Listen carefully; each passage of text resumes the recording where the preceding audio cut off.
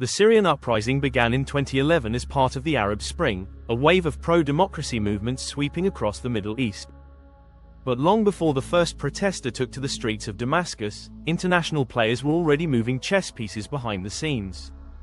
Secret meetings in hotel rooms, whispered negotiations across borders, and handshakes in dimly lit offices all played a crucial role in determining Syria's fate. This isn't just a story of war, it's a story of deals, secret, strategic, and, in many cases, morally questionable. From Western intelligence agencies plotting regime change to regional powers carving out zones of influence, these covert pacts created a web of interests that made peace nearly impossible and conflict inevitable. In this video, we'll peel back the layers of secrecy to reveal the deals made before Assad's fall seemed imminent. Who were the key players? What were their objectives? And, most importantly, who stood to gain the most from a post-Assad Syria? Let's begin. Chapter 1: The Arab Spring, Sparks and Early Geopolitical Signals. As the Arab Spring began toppling governments across North Africa and the Middle East, Syria became the next domino in line. But unlike Egypt or Tunisia, Syria's strategic location, alliances, and resources made it a far more complex geopolitical puzzle. 1. The Gulf states' quiet maneuvering. Saudi Arabia, Qatar, and the UAE watched Syria closely. Long before protests erupted in Damascus, Saudi and Qatari intelligence operatives were reaching out to influential Sunni leaders inside Syria. The goal? To identify opposition figures who could be groomed for leadership roles after Assad's departure. 2. American intelligence briefings. By late 2010, American intelligence agencies had already begun analyzing Syria's internal weaknesses. Classified cables revealed strategies to exploit economic grievances and encourage defections within Assad's inner circle. 3. Turkey's ambitions. Ankara, under President Recep Tayyip Erdogan, had begun to position itself as the regional power broker. Turkish officials held secret consultations with Syrian dissidents, promising them safe havens and logistical support. But these weren't coordinated efforts. Each power had its own vision of Syria's future, and each was quietly laying the groundwork for influence in a post-Assad reality. Chapter 2: The Opposition Factions. Funding and fractures. The seeds of the Syrian opposition were planted not in Damascus, but in hotel rooms in Istanbul, Doha, and Amman. 1. Qatar's strategic investments. Qatar quickly emerged as one of the most aggressive backers of the Syrian opposition. Secret funds were funneled to specific rebel leaders who promised alignment with Doha's interests. 2. Saudi Arabia's shadow play. Riyadh, wary of Qatar's rising influence, chose its own factions to fund and arm. This led to an unspoken rivalry between Saudi-backed and Qatari-backed rebel groups, even before the conflict became militarized. 3. Western diplomats in the shadows. In mid-2011, Western diplomats began holding covert meetings with Syrian exiles in European capitals. Deals were struck, promises were made, but they came with conditions. Any opposition leadership that rose to power would need to align with Western strategic goals. These fractured agreements would prove catastrophic later, as infighting among opposition groups weakened their ability to challenge Assad effectively. Chapter 3: Turkey, the ambiguous ally. Turkey's role in Syria was and still is multifaceted. In the years leading up to the conflict, Ankara played a delicate balancing act between diplomacy and covert intervention. 1. Pipeline diplomacy. Syria's geographical position made it crucial for natural gas transit routes. Turkey and Assad had quietly discussed a pipeline project that would carry Iranian gas to Europe. However, disagreements over control and revenue sharing stalled these talks, creating tensions between Ankara and Damascus. 2. Muslim Brotherhood connections. Turkish intelligence maintained strong ties with Syria's branch of the Muslim Brotherhood. In back-channel negotiations, Ankara promised financial and logistical support to Brotherhood-affiliated factions in exchange for future political alignment. 3. Refugee agreements with the EU. Even before large-scale refugee flows began, Turkey secured quiet agreements with the European Union to receive financial compensation for hosting displaced Syrians. Turkey wasn't just reacting to events, it was actively shaping the opposition landscape and securing its economic and political interests in the region. Chapter 4: Iran, the silent architect of Assad's survival. While Gulf states and Western powers plotted Assad's removal, Iran was quietly reinforcing its ally. 1. Economic lifelines. In secret meetings between Damascus and Tehran, Iran pledged billions in financial aid, including loans and oil supplies, to prop up Syria's crumbling economy.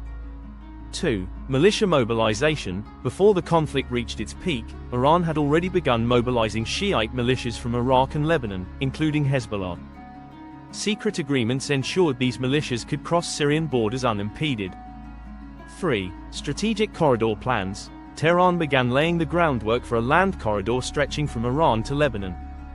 Highways, border checkpoints, and supply routes were quietly mapped out long before the world noticed. 4. Intelligence sharing. Iranian intelligence agents had deep ties within Assad's security apparatus. Iranian advisors worked behind closed doors, training elite Syrian units and managing strategic operations. 5. Nuclear leverage. Behind the scenes, Iran also used Syria as a bargaining chip in its nuclear negotiations with Western powers. Tehran signaled it would protect Assad at all costs, tying Syria's fate to its nuclear ambitions. Iran wasn't just supporting Assad, it was building a geopolitical bridge that would secure its influence for decades. Chapter 5. Israel, security above all else. Israel played a quieter yet highly strategic role in the events leading up to the Syrian conflict. While avoiding overt involvement, Israel's actions were deeply rooted in national security concerns and aimed at containing threats rather than determining Syria's political future. 1. Buffer zone agreements. Israel worked through intermediaries to establish buffer zones near the Golan Heights, ensuring that neither Hezbollah nor Iranian-backed militias could gain a foothold close to Israeli borders. In return, moderate rebel groups operating in these areas reportedly received limited logistical and medical support from Israel. 2. Covert airstrikes. Long before the Syrian war intensified, Israeli jets conducted surgical strikes on weapons convoys suspected of transporting advanced missiles and drones from Iran to Hezbollah. These strikes were highly classified and carried out with precise intelligence from Israeli operatives and surveillance systems. 3. Intelligence sharing. Mossad and Unit 8200 provided critical intelligence on Syrian chemical weapons stockpiles, Iranian movements, and Hezbollah activities to Western allies. This intelligence played a significant role in shaping the US and EU's strategic responses to the Syrian crisis. 4. Indirect diplomacy with Assad. Through third-party mediators, Israel reportedly communicated with Assad's regime, establishing clear red lines: no advanced weapons transfers to Hezbollah and no Iranian military buildup near Israel's border. Assad occasionally signaled a willingness to respect these conditions in exchange for Israel's neutrality. 5. Cyber operations. Israeli cyber units launched operations to disrupt Syrian military communications and intercept sensitive data related to Hezbollah and Iranian militia activities.